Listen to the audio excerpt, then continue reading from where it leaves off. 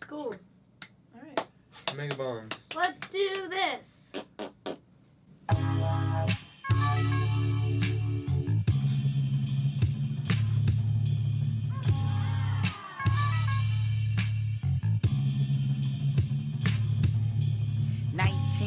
Still getting kicked out the crib. Ripped off my bib, spit out my food, hiccup and piss. Urine burning, I can smell the liquor in this. Cats. Hello, welcome to episode 3 of Lobster Butter. I'm Abby. I'm Sammy. I'm Megan. I'm Garrett. Thanks for watching. We appreciate it. We're going to give you the rundown on things that are happening on ACRN.com, as well as things that are happening generally within ACRN media. Maybe we'll talk some smack about people. We'll see. We'll just see how it devolves. Heck yeah. So, Smack. huh? Nothing. You love to talk smack. I do love to I talk also love to smack. talk smack. She As long talks as a lot it's of like smack. well deserved. But It's well deserved usually. usually we try to be justified. Our conversations are pretty. Yeah, they're very. I would say they're very justifiable. Anyways, blurgs. Yeah, so some cool things happening on ACRN.com is all of our rad blog content. We have some really great blogs that we upkeep on a weekly basis, including FemForce, Hooked on Metal, and our Seen and Heard blog. And Seen and Heard is all about stuff that happens, or shows that we've seen in Athens. Samantha here is our blog's editor. Hello. And Megan is actually the author of FemForce. That's me. Do you want to ramble about it for a second? Sure, why the heck not? So, if you listen to my radio show, also called FemForce, I really should have thought about that, but I didn't. It's just You'll like know a that- unified brand. Right, I'm just branding myself. So basically my blog is all about talking about women and non-men and trans folk who often are kind of left out of mainstream music journalism for some reason. They just aren't emphasized enough, or if they are, it's for the wrong reasons. So I tried to take on, I guess, like, highlight artists that people may not know about, or like really cool feminist resources, or new music, or talking about like an issue that affects women and non-men in the music community. So like this week I wrote about, because like, you know, life gets crazy, so I don't get to blog every Saturday sometimes, or it gets posted on Sunday usually, so I just talked about like 5 publications or media sources that I really like, which was fun.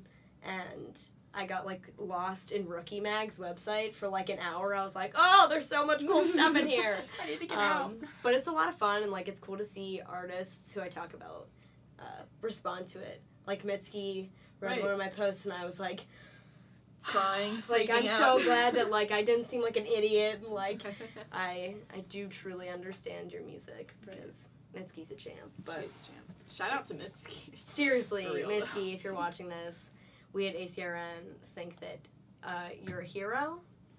Come do an in-studio anytime. Please. Yeah, it's actually really cool just like being the blog's editor, because like it's. I mean, like I learned so much from Meg and Eric too. Eric is a metalhead champ. I mean, he knows his stuff on everything metal. And I like pointing this out because he talked about it in a recent blog post. He actually, surprisingly enough, was a big rap fan back in his very younger days. And somewhere along the lines of middle school, close to high school, he like Made the just transition. Made the switched transition completely, just somehow.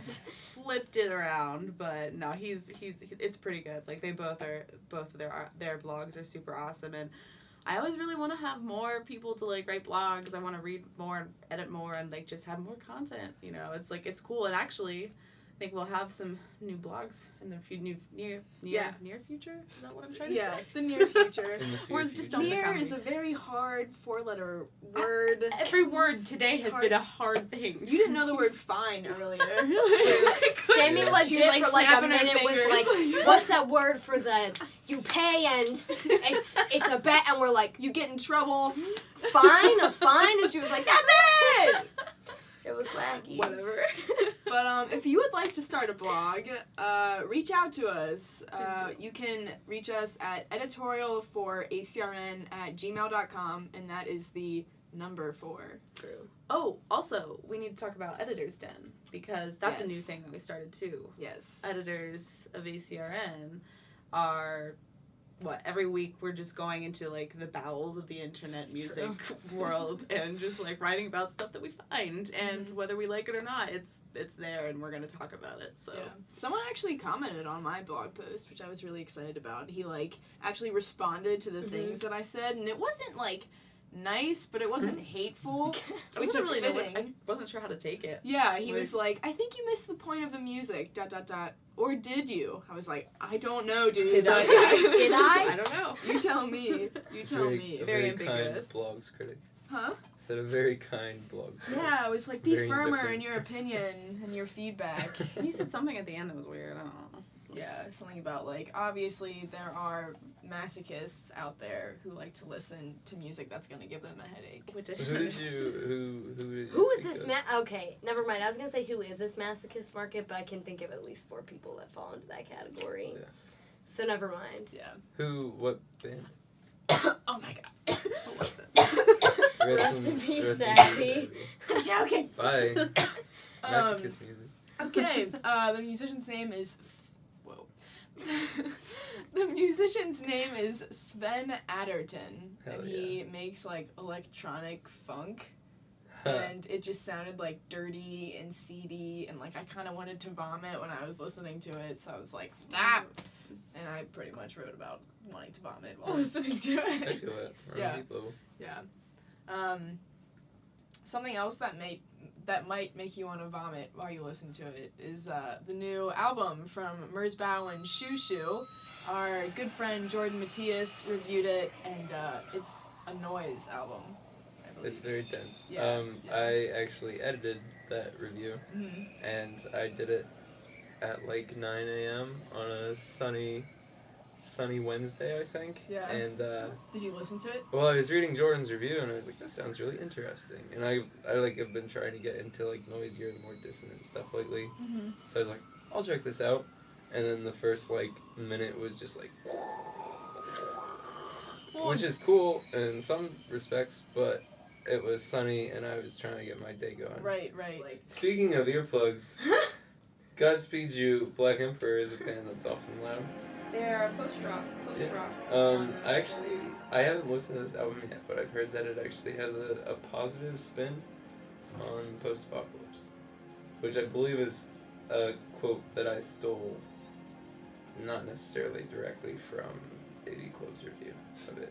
Well, you should be quoting ACRN's review of Okay. it. You Shout- bastard. Shout out to AD Jump Club, in though. ship. But yeah, Chris Reinbold wrote an article or a review today. An article review on, or not today.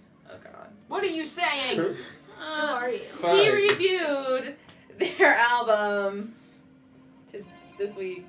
He did. He did. He did a good job. It was You done yeah, did it was do really it. interesting. I mean, Godspeed You Black Emperor is something that I feel like all my friends are really geeked on, and like I respect it, but listening to it like makes me feel like I'm in a box, and the box is man. getting smaller. No, that box It is is only getting bigger. There's definitely, there's a sense of uneasiness in it. But But you it's know, cool. I like it. Yeah, it's easier for me to listen to that than it was to listen to like the Merzbow and Shoo Shoo album. Mhm. I think Godspeed You is definitely a lot more accessible. Yeah. They still have like a lot of structure to like their song work and instrumentation. Yeah, I was listening to Lamb's Breath earlier, and it was, I mean, Which is the record that like just like makes the noise for like a bazillion hours after it's done. It's a series of symbols. But Zach knows. Yeah, I Zach know he knows. does. What is it, Zach? F sharp, A sharp, and Thank continue. you. I always just look at it, I'm like, yep, but I never like take note of what it is. But yeah, it's at the end of it, it just like loops, like the vinyl just like loops infinitely of like the same like. No. True. F sharp, A Yeah. sharp. Yeah, one Yeah, side's F sharp, but, one side's A sharp. That was Dang. my flu album this year. Every now and then, like when I'm really sick, I pick like just something really like crazy that'll just like really. Because like when you're like in a flu state and you just have like that really weird like kind of trippy awful like existential dread and you're like I need to like make the most of this. So like this year I just like put on that album and like turned off all my lights except for like a salt lamp and some like white Christmas lights and just like I went to a place It was a good I time. hallucinated.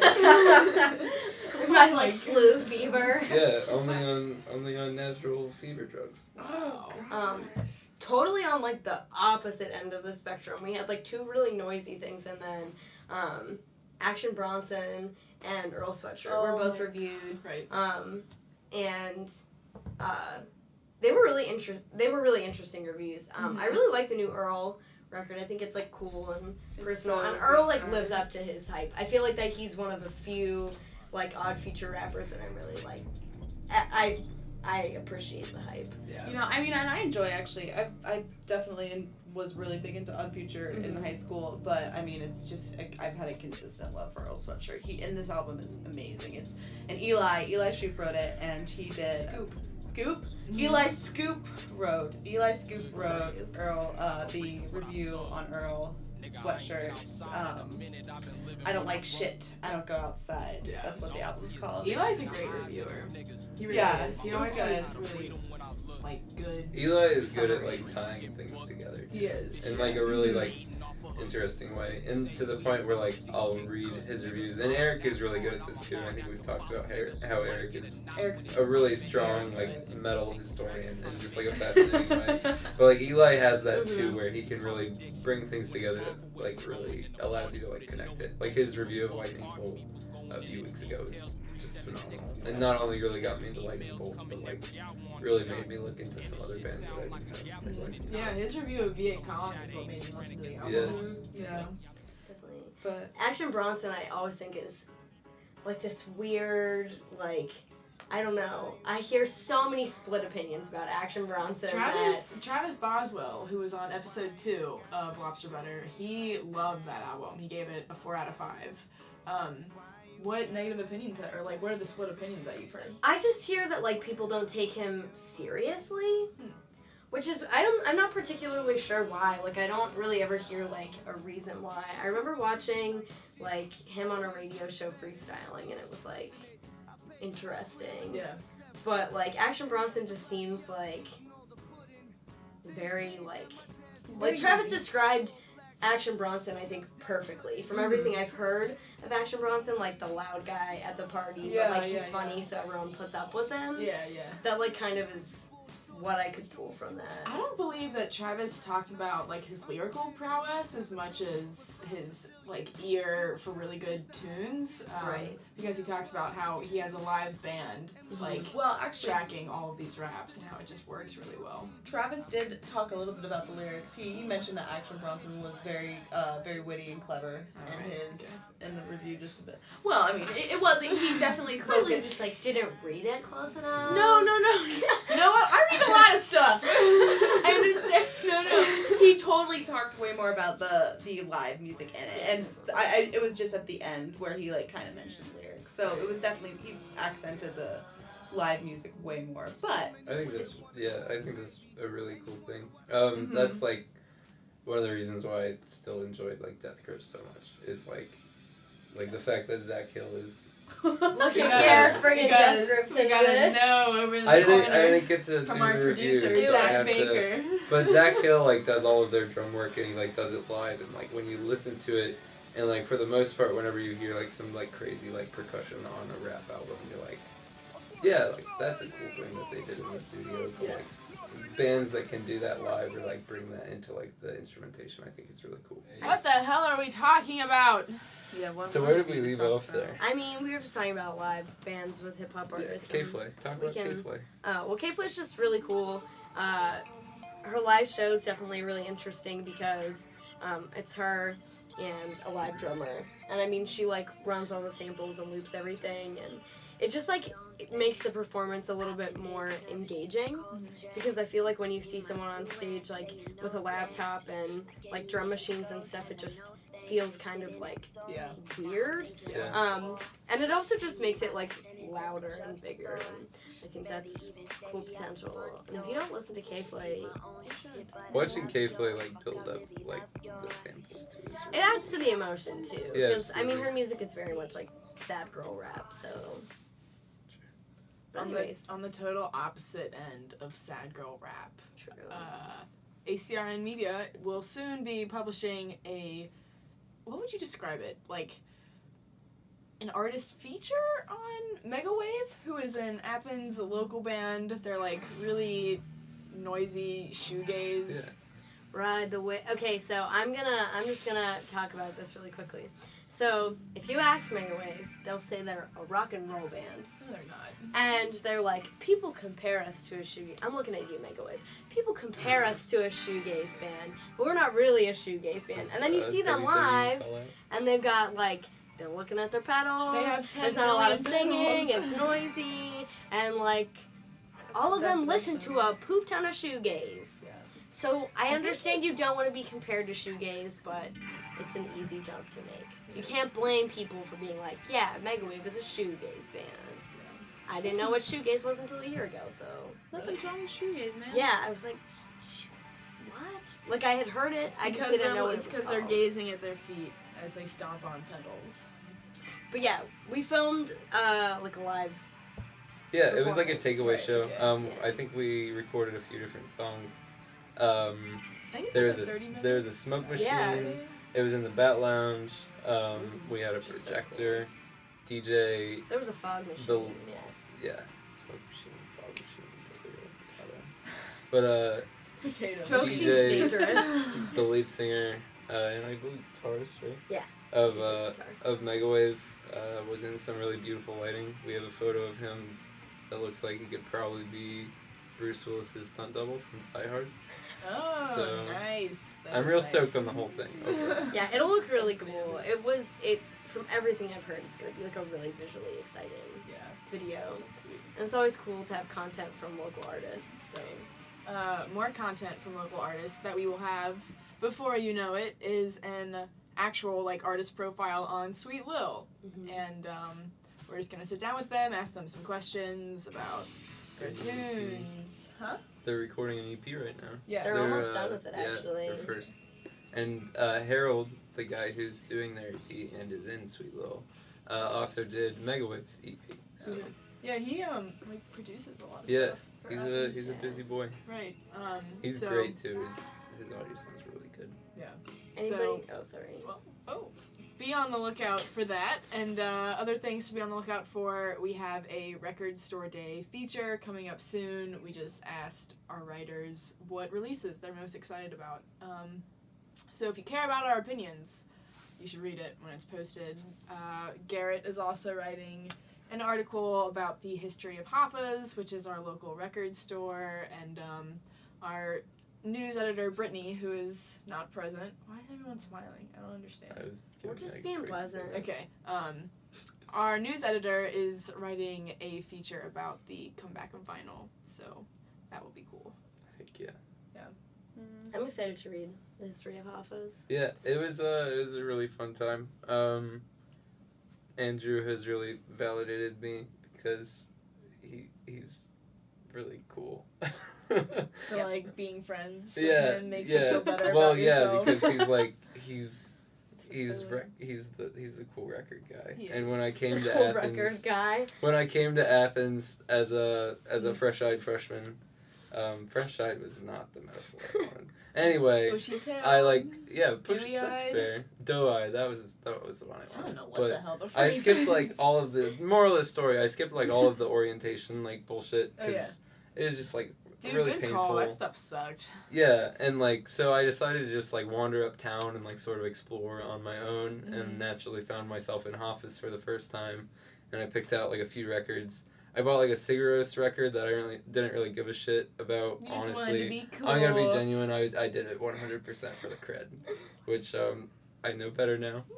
But I brought it up and he like rung me out, and I was like, "Are there any chance you guys are taking applications?" And he looked at me, he stared me right in the eye, and he laughed and said, "Not unless one of us dies." And I was like, "Sweet, I'm gonna never come back here again because I feel really embarrassed." But now I've been back there many times since. But yeah, I'm really excited to write that feature. I think it'll be pretty cool. Good Definitely. stuff. Good stuff. Anyways. Well, everyone, this has been the third episode of Lobster Butter. Thank you so much for tuning in. We really appreciate your viewership. If there's anything you want us to talk about, if there's anything you want to yell at us about, If there's anything you just, want to comment on generally, Get do coffee. that. Yeah, if you want to get Same. coffee, if you want to hang out and chat about tunes, we can do that as well. You can email editorial for acrn@gmail.com. That is the number 4. And you can tweet at us. You can comment on YouTube. You can comment on WordPress. You can do whatever you want, really. The world is your oyster. So, thanks for watching. Again, I'm Abby. I'm Sammy. I'm Megan. Garrett. And you're the Garrett. best! Go to acrn.com Right now. right now. Do it. Thanks for watching. It'll make my tooth feel better. It hurts.